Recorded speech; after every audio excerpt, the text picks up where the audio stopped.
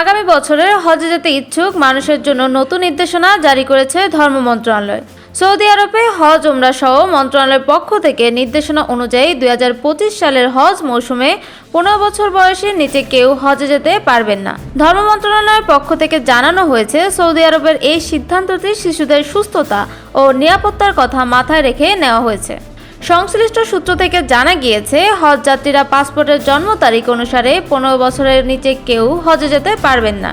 এই নির্দেশনা অনুযায়ী সরকারি ও বেসরকারি উভয় ধরনের নিবন্ধিত হজ যাত্রী, হজ এজেন্সি এবং হজ কার্যক্রমে যুক্ত ব্যাংকসহ সংশ্লিষ্ট সকলের জন্য বাধ্যতামূলক।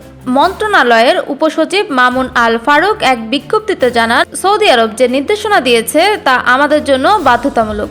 15 বছরের কম বয়সী শিশুদের জন্য হজে যাওয়ার কোনো সুযোগ নেই। তবে 15 বছর বয়সী নিবন্ধিত শিশু হজ যাত্রী যদি পরিবারের কোনো সদস্যের সঙ্গে যেতে চান, তবে সেই অভিভাবক বা হজ যাত্রীর পরিবর্তে একজন পাক নিবন্ধিত হজ যাত্রীকে পাঠানো যাবে।